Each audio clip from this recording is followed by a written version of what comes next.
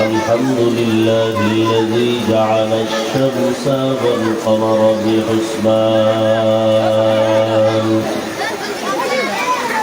والنجم والشجر يسجدان وفضل زمانا على زمان كما فضل مكانا على مكان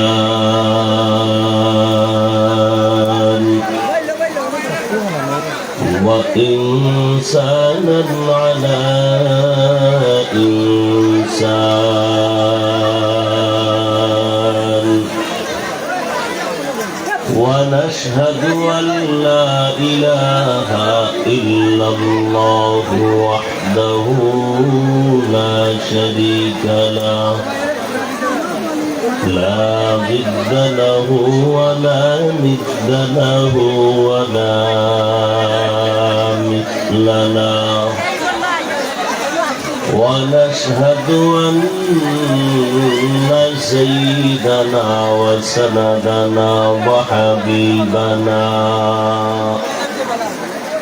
وحبيب ربنا وطبيبنا وطبيب قلوبنا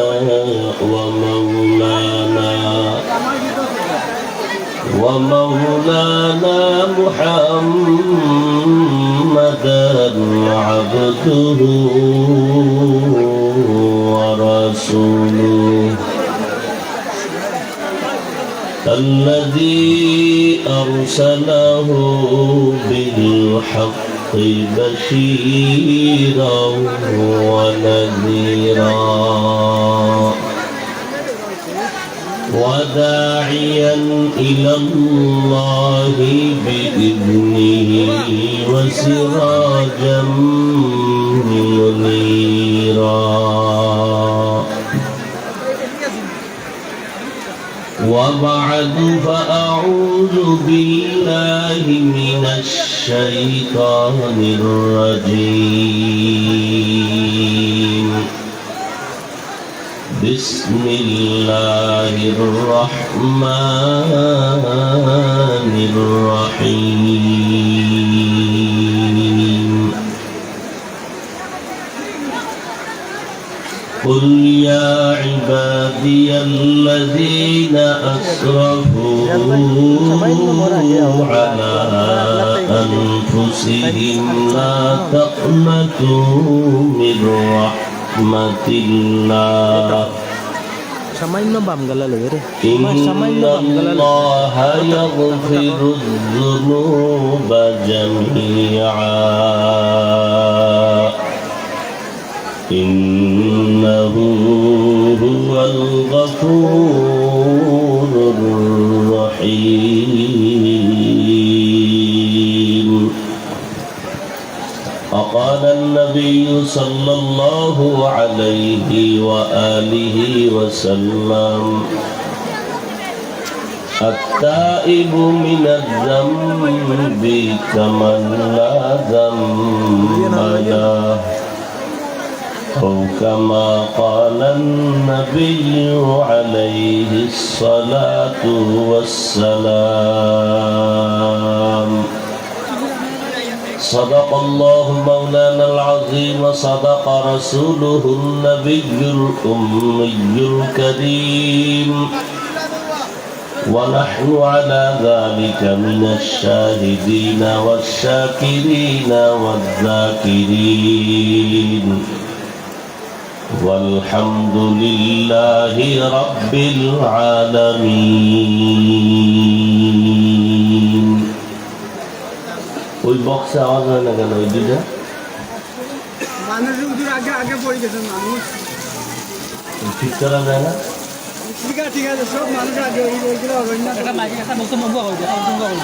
اللهم صل على محمد النبي الأمي وعلى آله وسلم تسليما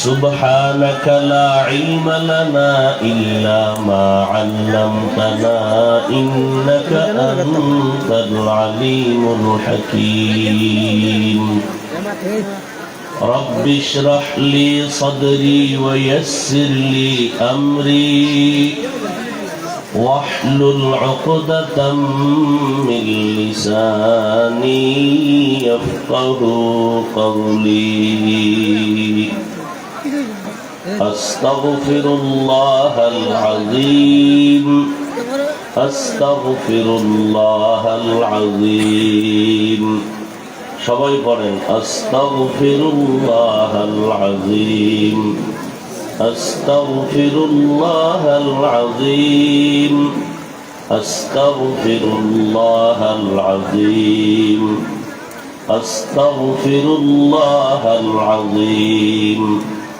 আস্তাগফিরুল্লাহাল আযীম اللهم حوالينا ولا علينا اللهم حوالينا ولا علينا اللهم حوالينا ولا علينا اللهم حوالينا ولا علينا اللهم حوالينا ولا علينا اللهم حوالينا ولا علينا اللهم حوالينا ولا علينا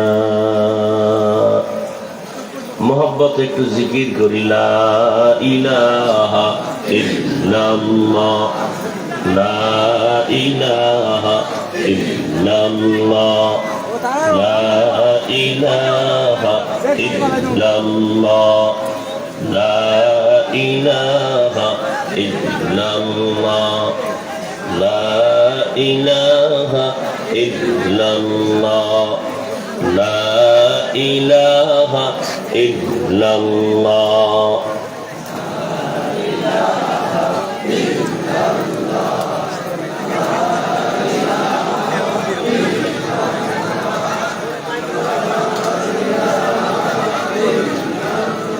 لا إله إلا الله محمد رسول الله আল্লাহ পাকের দরবারে লাখ কোটি শুকর যে আল্লাহ পাক আমাদেরকে কঠিন থেকে কঠিন প্রতিকূল পরিবেশ প্রচন্ড বৃষ্টি ঠান্ডা দেশের অবস্থা সারা বিশ্বের অবস্থা আমাদের প্রতিকূলে এর মধ্যেও আল্লাহ পাক হাজারো হাজারো মানুষের মধ্য থেকে বাছাই করে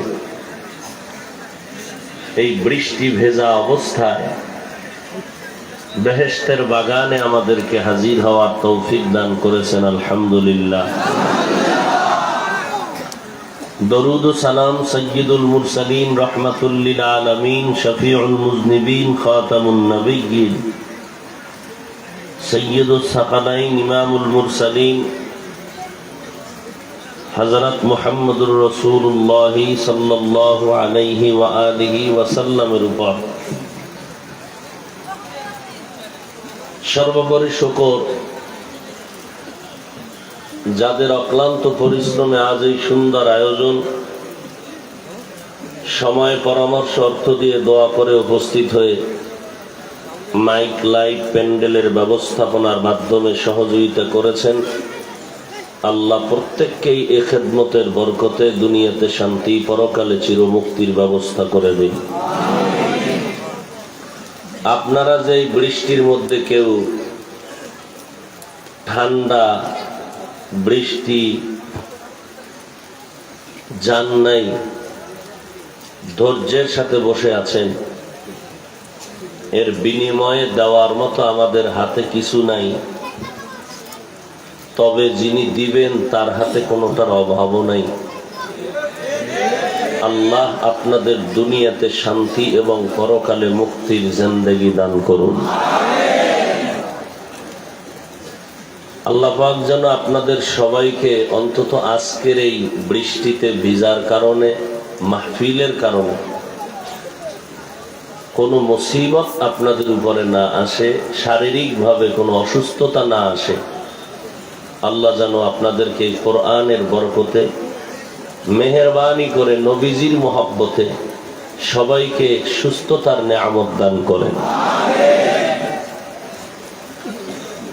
শুধু ওয়াদা রক্ষার্থে হাজির হওয়া, দেশের বিভিন্ন স্থানে বয়ান এখন বন্ধ বললে চলে, তো এখানে আসছি ওয়াদা রক্ষার্থে যেহেতু হবে, তো আল্লাহ পাকের মর্জি, বৃষ্টি প্রচন্ড, আল্লাহ যেভাবে ভালো চাইছেন আমরা এর উপরেই খুশি, আলহামদুলিল্লাহ। কারণ আল্লাহর সাথে কেউ পাল্লা দিয়ে আগাতে কেউ পারেনি, পারবেও। আল্লাহ যেভাবে বান্দার যা চান আমরা এর উপরেই কি খুশি, আমাদের কোনো আপত্তি নেই। তবে আল্লাহর কাছে এত কষ্ট করে যে আপনারা আমরা এখানে হাজির হইলাম, থাকলাম, আল্লাহ পাক জনের বিনিময় আমাদের দেশের থেকে মহামারী চিরতরে দূর করে দেন এবং প্রত্যেকটা মানুষ, ব্যবসায়ী, চাকরিজীবী, শ্রমিক, প্রত্যেকটা মানুষ যেন তার জীবনকে স্বাভাবিকভাবে পরিচালনা করতে পারে, সে তৌফিক আল্লাহ দান করুন। যেহেতু আসছি আর আপনারাও কষ্ট করে বসে আছেন, মাগরিবের পরেই বয়ান করার কথা, আর এক জায়গায় যেতে হবে, সেখানেও বৃষ্টি, তারপর একটু হাজিরা দিতে হবে, দ্বীনের স্বার্থে ওয়াদা রক্ষা করা দরকার। তো আমি ছোট কোরআনে হাকিমের একটি আয়াত পড়েছি। আল্লাহ পাক রসুলকে বলেন, দুনিয়ার মানুষকে জানায় দিতেন, ইয়া ইবাদি, হে আল্লাহর প্রিয় বান্দা বান্দিরা, আল্লাযীনা আসরাফু আলা আনফুসিহিম, তোমরা যারা গুনাহ করার দ্বারা নিজেদের উপরে জুলুম করেছো, লা তাকনাতু মির রাহমাতিল্লাহ, তোমরা আল্লাহর রহমত থেকে কেউ ফিরে যেও না। ইন্নাল্লাহা ইয়াগফিরুয যুনুবা জামিআ, নিশ্চিত আল্লাহ পাক সবার গুনাহকে মাফ করে দিবেন। ইন্নাহু হুয়াল গফুরুর রহিম, আল্লাহ হলেন চূড়ান্ত ক্ষমাশীল, পরম করুণাময়। নবীজি বলেন, আত-তাইবু মিনাজ যামবি কামান লা যামবা লাহ, গুনাহের থেকে তওবা করেনেওয়ালা আল্লাহর কাছে এতটাই পবিত্র যে সে নিজে কখনো গুনাহই করে নাই। আল্লাহ পাক এই আয়াতের মাধ্যমে সমস্ত মানব জাতিকে তওবার পথে জান্নাত দেওয়ার আহ্বান করেছেন। কারণ আল্লাহ চান না কেউ জাহান্নামে যাবে, আল্লাহ চান তার প্রত্যেকটা বান্দা বান্দি যেন দুনিয়াতে শান্তির জীবন যাপন করে পরকালীন জীবনে জান্নাত পেতে পারে। এজন্য আল্লাহ পাক বলেন, যত গুনাহ করেছো আমি আল্লাহর কাছে তওবার দরজায় ফিরে আসো, আমি তোমার জীবনের সব গুনাহগুলো মুহূর্তে মাফ করে দিব। হাদিস শরীফে রাসূল বলেন, প্রত্যেক বনি আদম অপরাধী, গুনাহগার, কিন্তু ওই বান্দা আল্লাহর কাছে প্রিয় যে গুনাহ থেকে তওবা করে। ওয়াজ মাহফিল এটা বেহেশতের বাগান, এটা দোয়া কবুলের জায়গা, কান্নাকাটির জায়গা, তওবা করার জায়গা। আবার বৃষ্টি যখন চলে তখন দোয়া কবুল হয়। মনে মনে দোয়া করবেন, কবুল করনেওয়ালা আল্লাহ, ইখলাস নিয়ে যদি বলতে পারেন কবুল হয়ে যাবে। বৃষ্টি পড়লে ওই সময় দোয়া কবুল হয়। আল্লাহ পাক এই মাহফিলকে কেন্দ্র করে পুরা এলাকার মধ্যে শান্তি দান করেন। রাসূল আকরাম সাল্লাল্লাহু আলাইহি ওয়াসাল্লাম বলেন, আমার কাছে কোরআন শরীফ অনেক প্রিয় জিনিস, এর মধ্যে এই আয়াতটা আরো বেশি প্রিয়। কারণ আল্লাহ যে কত বড় রহমান, কত বড় দয়াময়, এই আয়াত হলো তার দলিল। এখানে শুধু মুমিনকে আল্লাহ পাক ডাকেননি, বলছেন ইয়া ইবাদি, আমার বান্দা বান্দি যারা সবাই, হিন্দু বৌদ্ধ ইহুদি খ্রিস্টান যে যেই লাইনে থাকো, এরা সব আল্লাহরই বান্দা, এদের স্রষ্টা আল্লাহ আর কেউ নয়। আল্লাহ বলেন তোমরা আমারই বান্দা, আমি তোমাদেরই মাবুদ, অতএব তোমরা আমারই ইবাদত করো, আমার কাছেই প্রত্যাবর্তন করো, ফিরে আসো। অপরাধ করেছো তওবা করো, জীবনের সব গুনাহ মাফ করব। বিশাল বড় লবণের পাহাড়, এত বিশাল বড় লবণের পাহাড়, সমুদ্রের পানি যখন ধাক্কা লাগায় দেয়, ওই লবণের পাহাড় মুহূর্তে বিলীন হয়ে যায়, নিশ্চিহ্ন হয়ে যায়। ও বান্দা, তোমরা গুনার পাহাড় নির্মাণ যারা করেছো, আমার রহমতের দরজায় আসো, আমি রহমতের পানি দিয়া তোমার গুনাহের পাহাড়কে ধাক্কা দিয়ে বিলীন করে দিব, তোমাদের নাম জান্নাতীদের খাতায় উঠায় দিব। আল্লাহ পাক কতটা মুহাব্বত করেন তার বান্দা বান্দিকে। আসমান জমিন গ্রহ নক্ষত্র সব কিছু আল্লাহ বানিয়েছেন, কিন্তু আল্লাহ একবারও বলেননি আসমান আমার, জমিন আমার, পাহাড় আমার, পর্বত আমার, সূর্য আমার, চাঁদ আমার। আল্লাহ একবারও বলেন। আল্লাহ কি বলেন? একমাত্র মানুষ এরা আমার বান্দা। ইয়া ইবাদিয়াল্লাযীনা আসরাফু আলা আনফুসিহিম লা তাকনাতু মির রাহমাতিল্লাহ। হে নবী জানায় দেন, আসমান আমি বানাইছি, জমিন আমার সৃষ্টি, পাহাড় আমার সৃষ্টি, কিন্তু আমি বলি না আমার আসমান, আমার পাহাড়, আমার সূর্য, আমার চাঁদ। আমি একমাত্র মানুষ বানায়া বললাম আমার বান্দা। আসমানও আমি বানাইছি, বলি না আমার। সূর্য আমি সৃষ্টি করেছি, কিন্তু বলি না আমার সূর্য। মানুষকে আমার বললাম কেন, আর অন্য মাখলুকাতকে আমার বললাম না কেন?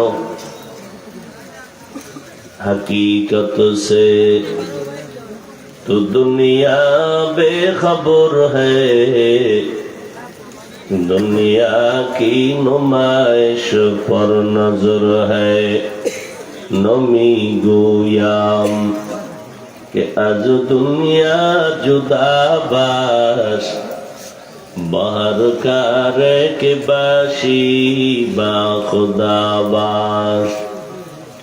जिससे दुनिया अज खुदा गाफिल बुदन, मैं कमाशो नकरा हो फर जिंदजान।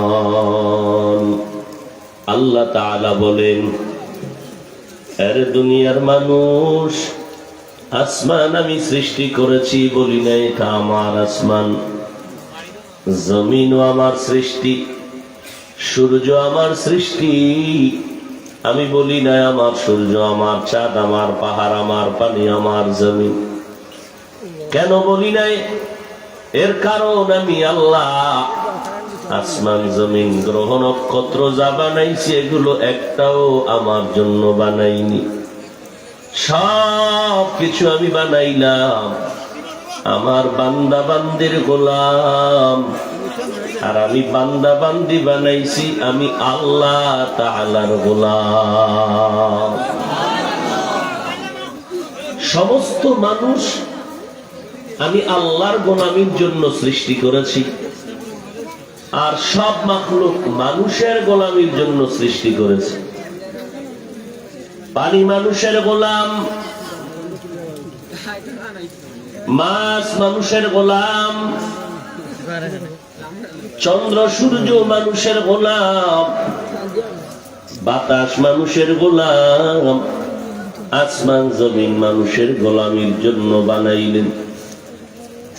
যে কারণে তাকায় দেখো, জমিন মানুষের কথা মানতে বাধ্য, জঙ্গলের প্রাণী মানুষকে মানে, দুনিয়ার সব মাখলুকাত মানুষের গোলামি করতে বাধ্য। যদি নদীর মাছ মেজাজ গরম করত বনি আদমের সাথে, কোন আদম সন্তান একটা মাছ নদীর থেকে ধরে ঘরে নিয়ে এসে রান্না করে খেতে পারত না। দুধের গাভী যদি মেজাজ গরম করে বলতো আমি বনি আদমকে দুধ দিব না, কোন মানুষের শক্তি ছিল না বনি আদমের থেকে দুধ, গরুর গাভীর থেকে দুধ দহন করে ঘরের মধ্যে নিয়ে পান করবে। আল্লাহ পাক বলেন, এরে মানুষ তাকায় দেখ, সব আমি তোমাদের গোলাম বানায় দিলাম, যে কারণে দুনিয়ার সব মাখলুক মানুষ তোমার গোলামি করে, তোমার কথা মতে চলে। সাপ দেখলে মানুষ বড় ভয় পায়, সাপের কামড় বড় মারাত্মক বিষাক্ত আক্রমণ। সাপে যদি আক্রমণ করে মানুষ জাগাত মরিয়াও যায়। কিন্তু এই সাপ কত মানুষের গোলামি করার কারণে এই সাপ দিয়া মানুষ খেলা করিয়া টাকা অর্জন করে, রিজিকের ব্যবস্থা করে। আমি আল্লাহ মানুষের জন্য গোলাম বানায় দিলাম। নদীর মাছ মানুষের গোলাম, সূর্যটারে মানুষের গোলাম বানায় দিলাম, চন্দ্র মানুষের গোলাম বানায় দিলাম, বাতাস মানুষের গোলাম। গোটা জগতের শাসন করনেওয়ালা দুইজন মুসলমান, একজন বাদশাহ যুলকারনাইন, আর একজন হলেন পয়গম্বর সুলাইমান। সুলাইমান নবী সিংহাসন নিয়ে চলেন, কোন তেল পেট্রোল অকটেন কোন গ্যাস নাই। সুলাইমান নবীর সিংহাসন যখন যেখানে মনে চায় সেখানেই নিয়ে চলতেছে। একমাত্র চালিকা শক্তি ছিল আল্লাহর মাখলুক বাতাস। আল্লাহ পাক রব্বুল আলামিন বলেন, একটা গাভী তোমার গোলাম বানায় দিলাম, জঙ্গলের প্রাণীগুলো তোমাদের গোলাম বানায় দিলাম, হাতি মানুষের গোলাম বানায় দিলাম। দেখ, হাতি মানুষের কথা মতে চলে। আমি আল্লাহ মানুষকে শুধু আমি আল্লাহ পাকের গোলাম বানিয়েছি, মানুষ কারো গোলামি করবে না, একমাত্র আমি আল্লাহর ইবাদত করবে, গোলামি করবে। দুনিয়ার সব মাখলুক মানুষের গোলামি করে, মানুষের প্রয়োজনে যা দরকার তাই করে। মানুষের কাজ একটাই, সে আমি আল্লাহর গোলামি করবে। আমি আল্লাহর গোলামি করার মানে এটা না যে মসজিদে দরজা লাগাইয়া তসবিহ টানো, জিকির করো, তেলাওয়াত করো, নামাজ পড়ো, দুনিয়াদারি বাদ দাও। একজন সাহাবী নবীর দরবারে গিয়া বলেন, পয়গম্বর, মনটা চায় সারা রাত ইবাদতে কাটাই, দিনের বেলা রোজা রাখি, বিয়ে শাদী, দুনিয়াদারি ব্যবসা বাণিজ্য বন্ধ করে দেই। নবীজি বলেন, খবরদার, লা রুহবানিয়াতা ফিল ইসলাম, ইসলামের মধ্যে একাকিত্বের কোনো জায়গা নাই, বৈরাগ্যের কোনো স্থান নাই। ইসলাম তো ওই জিনিস, সংসার করো, ব্যবসা করো, চাকরি করো, দুনিয়ার লাইনে বিয়ে শাদী করো, সব করো, বাধা নাই। তবে তুমি আমার আল্লাহর মোহব্বত নিয়ে নবীর তরিকায় যদি করো, তাহলে তোমার ব্যবসা বাণিজ্য চাকরি সব আল্লাহর গোলামিতে পরিণত হয়ে যাবে। কিয়ামতের ময়দানে দেখবা তোমার চাকরিটাও নেকের পাল্লায় ওজন হয়ে গেছে। নবীজি বলেন, এমন কি মাথার ঘাম পায়ে ফেলে যেই বান্দা টাকা পয়সা কামাই করে সন্তানের পেছনে ব্যয় করে, স্ত্রীর পেছনে ব্যয় করে, নবী বলেন, ও উম্মতের দল, তোমার স্ত্রী পরিবারের পেছনে যা ব্যয় করো এগুলো সব নেকের পাল্লায় ওজন দেওয়া হবে। আল্লাহর গোলামির অর্থ এইটা না নামাজ পড়বো রোজা রাখবো আর কোনো কাজ করা যাবে না। আল্লাহর গোলামি এই কথার মানি না যে ব্যবসা করা যাবে না, চাকরি করা যাবে না। বরং আল্লাহ কোরআনে বলেন আহাল্লাল্লাহুল বাইআ ওয়া হাররামার রিবা, আমি আল্লাহ ব্যবসা হালাল করে দিলাম, সুদ আমি হারাম করে দিলাম। ব্যবসা করো, চাকরি করো, বাজার করো, দোকানদারি করো, সফর করো, বিবাহ শাদী করো, বাধা নাই। সব ইবাদত হবে যদি আল্লাহর মহব্বতে করো, নবীর তরিকায়। নবীজির তরিকা মতে খানা খাও, তোমার খানা খাওয়াটা ইবাদত। নবীর তরিকা মতে ঘুমাও, তোমার ঘুমটা হবে ইবাদত। নবীর তরিকা মতে বান্দা তুমি হাসো, তোমার হাসিটাও হবে ইবাদত। নবীজির তরিকায় তুমি ব্যবসা করো, ইবাদত। নবীজির তরিকা মতে যা করবা সব ইবাদত। মন গড়া যদি করো সব হবে বেদাত। নবীর তরিকায় করলে ইবাদত, মন গড়া করলে বেদাত। বেদাতীদের পরিণাম ফল বড় ভয়ঙ্কর। মৃত্যুর সময় কালেমা মুখে আসবে না। আল্লাহ বেদাত থেকে আমাদেরকে হেফাজত করেন। তাহলে রসুলের তরিকা মতো চললে ব্যবসা বন্ধ হবে? এবার আপনি ডানে বামে তাকায় দেখেন তো চোখ দিয়া। এতক্ষণ যা বললাম এখন বাস্তবে দেখেন। এতক্ষণ তো কানে শুনছেন। ব্যবসা বাণিজ্য চাকরি নবীর তরিকা মতো করলে ইবাদত। এবার বাস্তবে একটু ভালো করে চোখ দিয়ে তাকাইয়া দেখেন তো, আপনার মতো বহু ব্যবসায়ী ব্যবসা করে, হালাল ভাবে করে, এক টাকাও হারাম নাই। এরকম ব্যবসায়ী কি আপনার লাইনে আছে? আমাদের মতো হুজুর না, আপনাদের লাইনেরই মানুষ। চাকরি করে, RAB, army, police, BDR, doctor, professor, engineer, MP, মন্ত্রী, চেয়ারম্যান, মেম্বার, 5 ওয়াক্ত নামাজ পড়ে, হালাল খায়, হারাম খায় না, আছে? তাহলে ওই বান্দা যদি পারে, আপনি কেন পারবেন না? আপনার মতো লাইনের মানুষ স্কুল কলেজে পড়ে, 5 বেলার নামাজ পড়ে, অভাব নাই, ব্যবসা করে, 1 টাকাও হারাম খায় না, অভাব নেই। কিন্তু আপনি পারেন না কেন? পারার পেছনে আপনার অন্তর দুর্বলতা দরকার। 1 নম্বরে আপনি পারবেন, এজন্য আপনার পেছনে দোয়া করনেওয়ালা লোক লাগবে। দোয়া করনেওয়ালা লোক দরকার। আবার আপনার দোয়াও চাইতে হবে, আল্লাহর কাছে তৌফিকও চাইতে হবে। কারণ আল্লাহ যদি তৌফিক না দেন, কোন মানুষের দ্বারা নেক আমল করা, ইবাদত করা কোনোভাবেই সম্ভব হবে না। পয়গম্বর সুলাইমানের বাবা দাউদ আলাইহিস সালাম, আল্লাহ তাকে দুনিয়াতে রাষ্ট্র ক্ষমতাও দান করেছিলেন, হুকুমত, আবার নবুয়ত। এমন এক সময় দাউদ নবী জমিনের মধ্যে নবী হয়ে আসলেন। ওই সময় অস্ত্র বিক্রি চলে, মানুষ অস্ত্র বানায় বাজারে বিক্রি করে। পয়গম্বর দাউদের হাতে আল্লাহ মুআজিজা দিলেন, লোহা হাতের মধ্যে স্পর্শ হলে মোমের মতো নরম হয়ে যায়। দাউদ আলাইহিস সালাম লোহা নরম দেখে এই লোহা দিয়ে অস্ত্র বানাইতেন, বাজারে বিক্রি করতে নিতেন। অন্যদের অস্ত্রের তুলনায় দাউদ নবীর অস্ত্র তাড়াতাড়ি বিক্রি হয়ে যেত। কারণ দাউদ নবীর অস্ত্র বড় হালকা এবং ধার বড় বেশি। আল্লাহ এক পর্যায়ে বললেন, হে দাউদ, আমার নিয়ামত তো পেয়েছো, বান্দা এবার শুকর আদায় করো। দাউদ নবী বললেন, হে আল্লাহ, আপনি যদি তৌফিক না দেন আমি পারতেছি না রে মালিক। আল্লাহ বলেন, দাউদ আমি তৌফিক দিয়া দিলাম, এবার করো।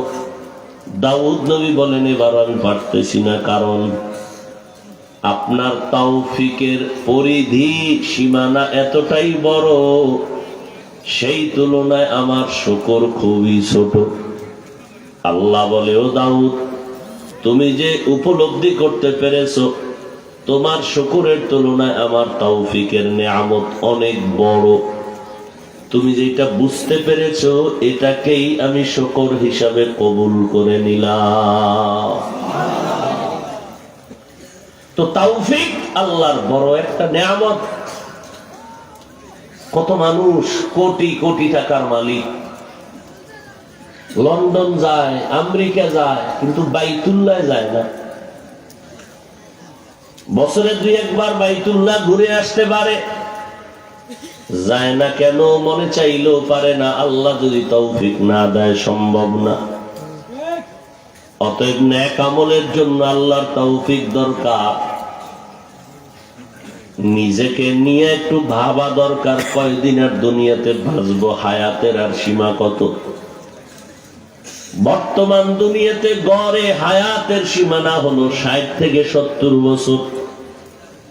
আল্লাহ যদি আপনাদের বাঁচায় রাখেন 60 বছর, তো অর্ধেক হায়াত তো চলে গেল। 30 বছর চলে গেল, 50 বছর চলে গেল। বাঁচলে আল্লাহ বাঁচাইলে 20 বছর 30 বছর বাঁচবেন, কিন্তু সেই বাঁচাটা যদি আপনার স্ট্রাকচার দুর্বল হয়, বেঁচে থেকে লাভ কি? মানুষ একটা বিল্ডিং বানায় দীর্ঘদিন থাকার জন্য, তার ফাউন্ডেশনটা মজবুত করে। আপনার আমার বাকি 30 বছরের হায়াতটা ঠিক রাখার জন্য আল্লাহর দেওয়া সব অঙ্গ প্রত্যঙ্গ ঠিক রাখা দরকার, সতেজ রাখা দরকার। কিন্তু বয়স সীমানায় যাওয়ার আগেই নিজের চোখ, কান, হাত, অন্তর, কিডনি, হাত সব মোবাইল দেখে দেখে নষ্ট করে ফেলেছি। এই মোবাইলের কারণে হাত, জবান আমার নাপাক, অন্তর নাপাক, আমার চোখ নাপাক। আবার এই মোবাইলের দ্বারা কানের পাওয়ার নষ্ট, চোখের পাওয়ার নষ্ট, মাথা ব্যথা, কিডনি নষ্ট, হার্ট দুর্বল হয়ে যাইতেছে। আল্লাহর দেওয়া রাতের আরামের ঘুম আমি গুনাহ করে করে নষ্ট করে ফেলতেছি। আল্লাহর দেওয়া সুন্দর চেহারাটা নষ্ট করে ফেললাম। ও আল্লাহর গোলাম, আল্লাহ পাক তওবার পথে ডাকতেছেন, জীবনভর যত অন্যায় করেছো তওবা করো, আমি তোমার জীবনের গুনাহ মাফ করে দিব। আল্লাহর এক বান্দা যুবক ছেলে এমন কোন গুনাহ নাই করে নাই। মানুষ বড় অতিষ্ঠ হইয়া বরদোয়া করে, এই যুবকটা যদি মরে যাইতো আমরা নাজাত পেতাম।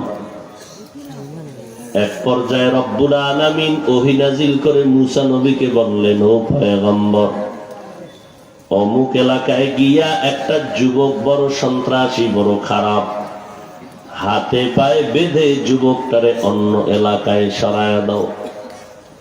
মুসা নবী আল্লাহর পক্ষ থেকে ওহী পাইয়া যুবকটাকে বেঁধে অন্য দেশে পাঠায় দিল, অন্য এলাকায় রেখে আসলেন। যুবক সেখানে গিয়েও অন্যায় শুরু করলো। এক পর্যায়ে মানুষের অতিষ্ঠ আর ঝামেলা সহ্য করতে না পেরে ওই যুবক এবার পাহাড়ের জঙ্গলের গুহায় আশ্রয় নিল। আল্লাহর কুদরত, ওই যুবক কয়েকদিন পর ওই গুহার মধ্যে মারাত্মক অসুস্থ হয়ে গেল। এত পরিমাণ অসুস্থ হয়ে গেল, দাঁড়াতেও পারে না, বসতেও পারে না, নড়াচড়াও করতে পারে না। এখন যুবক শুইয়া শুইয়া কান্না করে আর বলে, ও আসমানের মালিক, আজ আমার মা, বাবা, ভাই, বোন, স্ত্রী, পুত্র সবাই আমার অপরাধের কারণে তাড়ায় দিল। ও আল্লাহ, আমার এই গুহার মধ্যে কেউ নাই। যতই অন্যায় করি, আজকে যদি আমার মা পাশে থাকতেন, আমার মা একটু হলো আমার জন্য আপনার কাছে দোয়া করতেন, কান্না করতেন। আমার বাবাও দোয়া করতেন, আমার পাশে আমার স্ত্রী থাকলে যতই ঘৃণা করুক না কেন এই বিপদে পড়ে দোয়া করত। আল্লাহ বান্দার মনের আশা পূরণের জন্য ফিরিস্তা পাঠায় দিলেন গুহার ভেতরে। বাবার চেহারা দিয়া এক ফেরেশতা, মায়ের আকৃতি দিয়ে একজন ফেরেশতা, স্ত্রীর আকৃতিতে ফেরেশতা গুহায় পাঠায় দিলেন।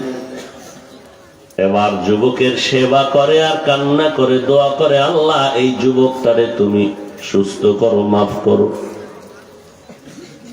এক পর্যায়ে যুবক দোয়ার কারণে সুস্থতার দিকে গিয়া আর বেঁচে থাকলো না, ইন্তেকাল হয়ে গেল। ফেরেশতারা সব গুহা ছেড়ে চলে গেল। মূসা নবীকে আল্লাহ আবার ওহী নাজিল করলেন। পয়গম্বর মূসা নবীকে আল্লাহ বলেন, যাও অমুক পাহাড়িয়া জঙ্গলের গুহার মধ্যে এক যুবক আছে, আমার প্রিয় বান্দা, আমি তার বেশি মহব্বত করি, তুমি তার দাফন কাফনের ব্যবস্থা করো। আল্লাহ পাকের ওহী পাইয়া পয়গম্বর মূসা ওই পাহাড়ের গুহায় গিয়া হাজির হয়ে গেলেন। পাহাড়ের গুহায় গিয়া নজর করে দেখে যে এই সন্ত্রাসী গুনাহগার আল্লাহ ওহী নাজিল করে তাড়ায়া দিতে বলছিলেন, সেই গুনাহগার এই যুবকের আল্লাহ কয় আমার প্রিয় বান্দা দাফন কাফন করার জন্য। ও আল্লাহ, সেই সন্ত্রাসীরে তুমি আবার মোহাব্বতের বান্দা বললা কেন? আল্লাহ বলেন, মূসা তুমি কি জানো না আমি মাওলা পাকের একটা নাম রহমান, আমি আল্লাহর একটা নাম গফফার, আমি আল্লাহর একটা নাম হলো সত্তার। ওই বান্দা যখন চোখের পানি ছেড়ে কান্না করলো, আমি আল্লাহর কুদরতি অন্তরে মায়া এসে গেল।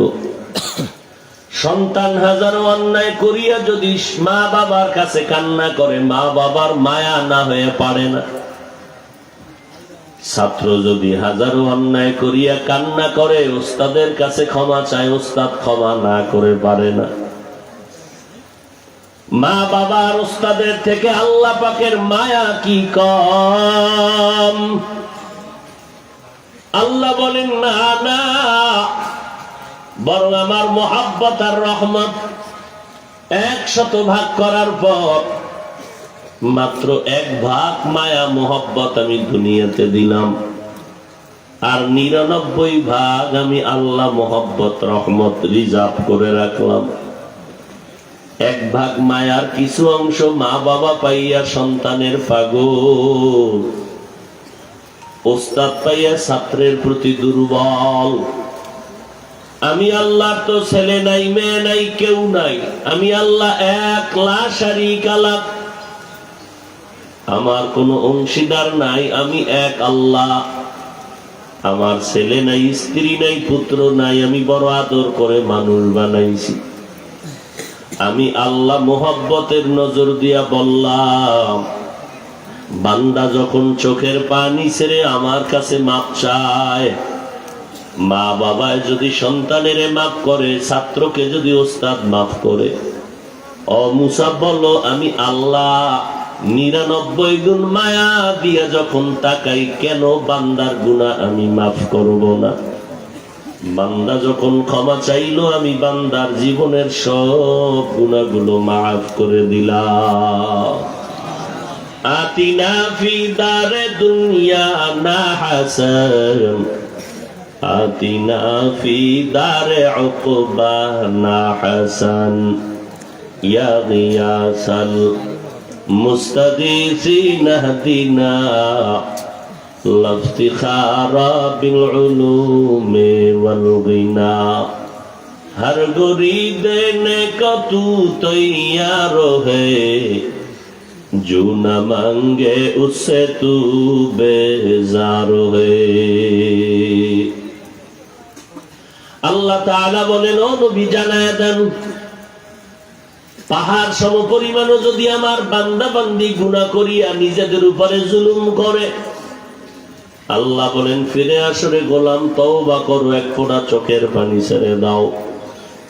গাভীর থেকে দুধ বের করে, গাভীর দুধ ওলানে যেমন আর ভিতরে ঢুকানো যায় না, যেই বান্দা জাহান্নামের আযাবের ভয়ে চোখের পানি ফেলবে, ওই বান্দাকে আর জাহান্নামে দেওয়াটাও সম্ভব হবে না।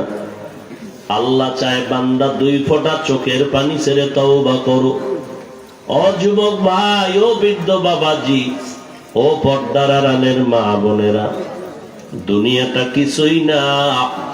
এমন কোনো দিন নাই যে তাজা তাজা প্রাণগুলো বিদায় হয় না। এই মহামারীতে কত সন্তান মা বাবা হারায়া বড় অসহায়, কত মা বাবা সন্তান হারা বড় অসহায়।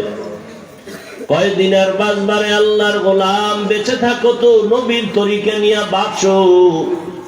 আমরা নবীর তরিকা মতে টুপি রাখলাম, দাড়ি রাখলাম, নামাজ পড়ি, পর্দা করি, হালাল খাই।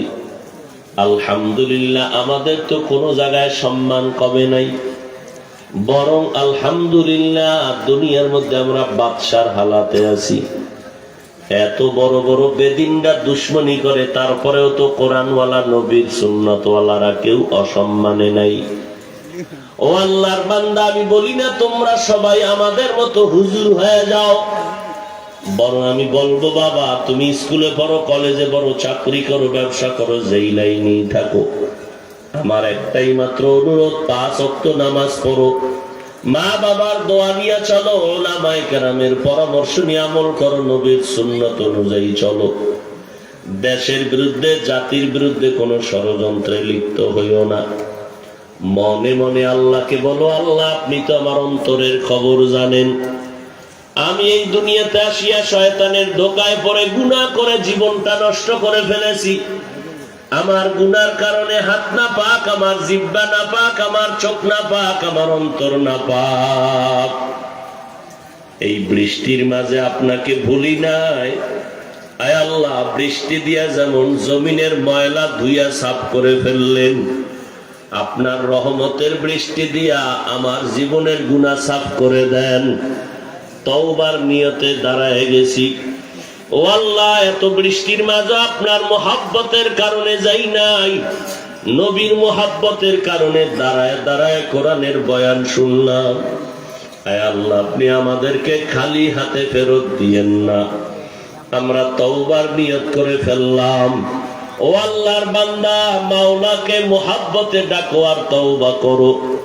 আল্লাহকে মনে মনে বলো, আল্লাহ আর নামাজ ছাড়বো না, বেপরদায় চলবো না, আর দাড়ি কাটবো না, মা বাবাকে কষ্ট দিব না, উলামায়ে কেরামের বিরোধিতা করব না, দেশ ও জাতির বিরুদ্ধে ষড়যন্ত্রে লিপ্ত হব না। আল্লাহর কাছে যদি দিলটা নরম করে বলতে পারো, আল্লাহ তাআলা রহমতের বৃষ্টি দিয়া সব গুনাহ মাফ করবেন। তবে এটাও সত্য, সবার কপালে তওবা নসিব হবে না। কেউ বয়ান শুনিয়া বাড়ি যাবে আর বলবে হুজুরদের কথা সত্য, তবে সব মানিয়া চলা যাবে না, দুনিয়াটা অন্ধকার হয়ে যাবে, স্বাধীনতা নষ্ট হয়ে যাবে। আর একদল আল্লাহর বান্দারা বলবে না, আজকে থেকে আর নামাজ ছাড়বো না, বেপরদায় চলবো না, দাড়ি কাটবো না। মাকে গিয়া বলবে, মা তুমি মাথায় হাতটা দিয়া দোয়া করে দাও, আর গুনার কাছেও যাব না রে মা। মা যখন দোয়া করে দিবে, জীবনটা খুলিয়া যাবে, আল্লাহর রহমতের দরজা খুলে যাবে। অন্তর যদি তৈরি হয়ে থাকে তওবার নিয়তে, অন্তরে যদি কোনো ধোঁকা না থাকে, দুর্বলতা না থাকে, গলায় ছুরি আসলে মরিয়া যাব, তারপরও আল্লাহকে বেজার করব না। হায়াতের মালিক, রিজিকের মালিক, ইজ্জতের মালিক আমার আল্লাহ। আজকে থেকে নামাজ পড়ব, নবীর তরিকা মতে চলব, মা বাবার দোয়া নিয়ে চলব, উলামায়ে কেরামের পরামর্শ নিয়ে আমল করব। দেশ ও জাতির বিরুদ্ধে কোনো ষড়যন্ত্রে লিপ্ত হব না। তওবা করার যদি বান্দা নিয়ত হয়েই থাকে, খাঁটি তওবার নিয়তে দুটো হাত আল্লাহকে দেখায় দেই। আয় আল্লাহ, হাতগুলো কবুল করে নেন, তওবা কবুল করে নেন, তওবার উপরে মজবুত হইয়া চলার তৌফিক দান করেন, আমিন।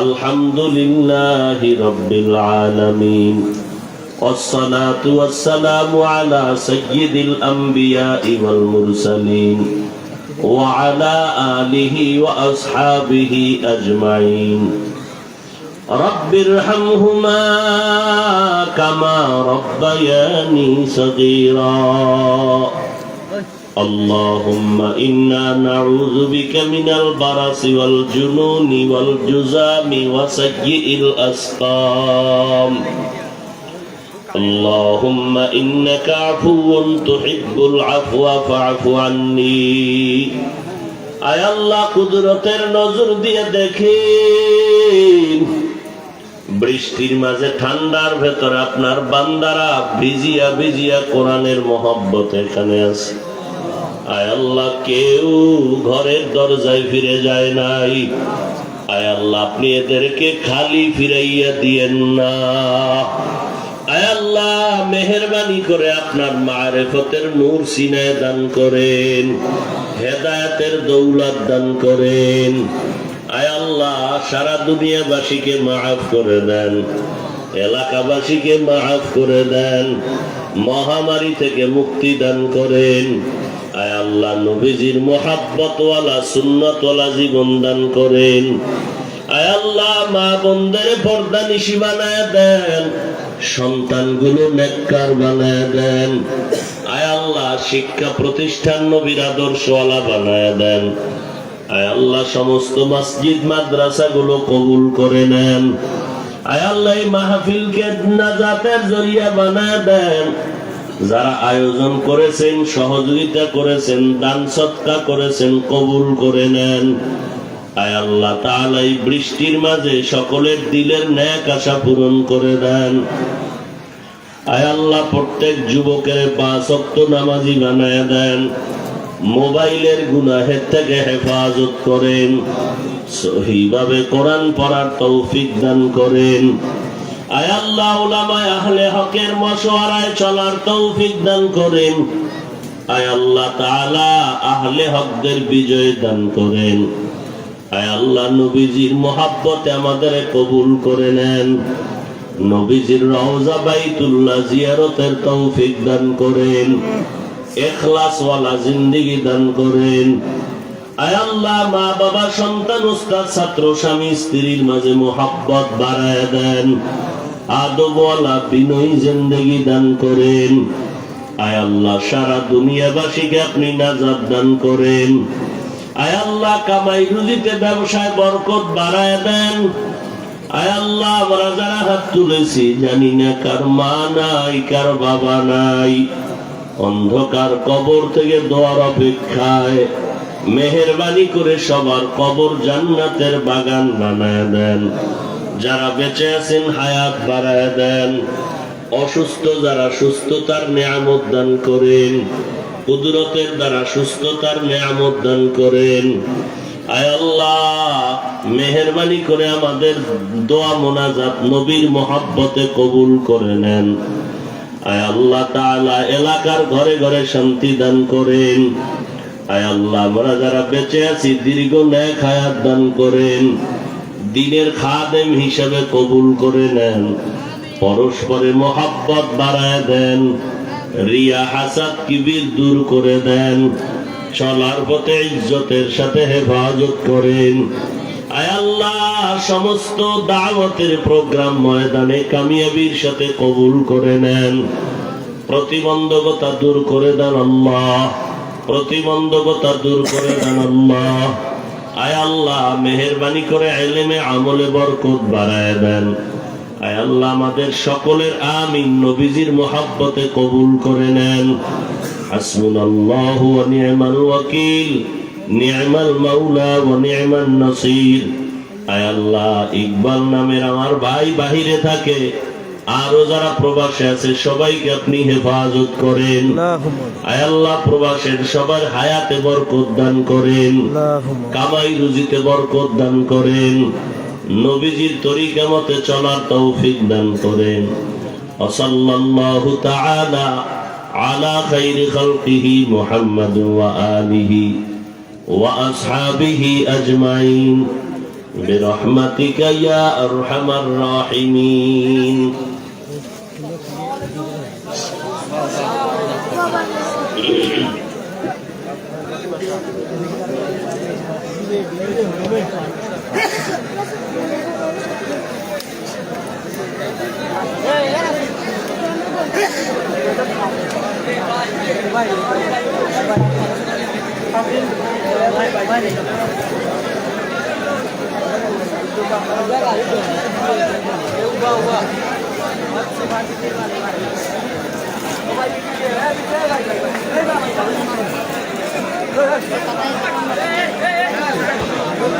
আলহামদুলিল্লাহ, হায়দরগঞ্জ বালক বালিকা টাইটেল মাদ্রাসার হিলস বিভাগের 3 জন ছাত্র এই বছর হিলস শেষ করেছে। সেই সুবাদে ওনাদেরকে পাগড়ি দিচ্ছেন বাংলাদেশের নন্দিত মুফাসসির কুরআন খতিবুল উম্মাহ হযরত মাওলানা হাফিজুর রহমান সিদ্দিকী সাহেব পাগড়ি গ্রহণ করছেন হযরতের কাছ থেকে এই বছর জামিয়ার ফারিগিন ছাত্রবৃন্দরা। তার সাথে একটু সুসংবাদ, এই জামিয়ার একজন ছাত্রী আমাদের মাদ্রাসার উনি নিজের বাড়িতে বসে হিফজ সম্পন্ন করেছেন। সেই সুবাদে জামিয়ার পক্ষ থেকে ওনাকে হিজাব প্রদান করা হবে।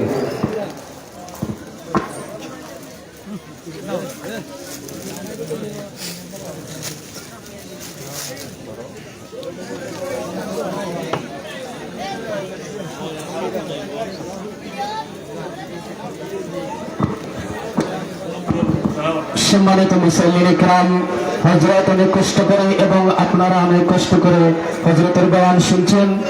হযরত চলে যাওয়ার সময় আপনারা কেউ কষ্ট দিবেন না, যেহেতু রাস্তার মধ্যে কাটা আছে সেজন্য আমরা কেউ এখানে চলে আসবো না। যদি আমরা চলে আসি সেজন্য রাস্তাটা কাটা হয়ে যাবে, চলতে অনেক কষ্ট হবে। হযরতকে আমরা যথাসাধ্য সম্মান দেওয়ার চেষ্টা করব। হুজুরের পোশাক নষ্ট হয়ে যাবে এবং আমাদের মাদ্রাসার একটি দুর্নাম হয়ে যাবে। সেই হিসাবে সম্মানিত মুসল্লিনদের কাছে আমি অনুরোধ করছি, আমাদের মাদ্রাসার সুনাম আপনারা অব্যাহতি রাখবেন। আপনারা কেউ দয়া করে হুজুরের সাথে সাক্ষাৎ করার জন্য আসবেন না, আপনাদের কাছে বিনীত অনুরোধ করছি আমরা। দয়া করে আপনারা রাস্তাটা ক্লিয়ার করবেন। রাস্তার মধ্যে পেট থাকার কারণে চলতে কষ্ট হবে, সেজন্য আপনারা রাস্তাটা নিজ নিজ দায়িত্বে ক্লিয়ার করে দেবেন ইনশাল্লাহ। এখানে সালাতুল ইশার নামাজের আজান হবে, আজানের পরে ইনশাল্লাহ মসজিদের মধ্যে জামাত অনুষ্ঠিত হবে। সম্মানিত মুসল্লিন ইকরাম, আপনাদেরকে আমরা আবারও অনুরোধ করছি, অনুরোধ করছি আপনারা কেউ এখানে আপনার জায়গা সৃষ্টি করবেন না। আপনারা সকলেই নিজ নিজ দায়িত্ব নিরবতার সাথে দাঁড়িয়ে থাকুন, কারণ আপনারা যদি বিরত করবেন তাহলে আমরা সম্ভব হবে। মাশাআল্লাহ, আপনারা খুব সুন্দরভাবে আমাদের মাহফিলটাকে সম্পন্ন করতে দিচ্ছেন এবং মেহমানকে যাওয়ার সুব্যবস্থা করে দিচ্ছেন। সেজন্য আপনাদেরকে আমরা আমাদের মাহফিল থেকে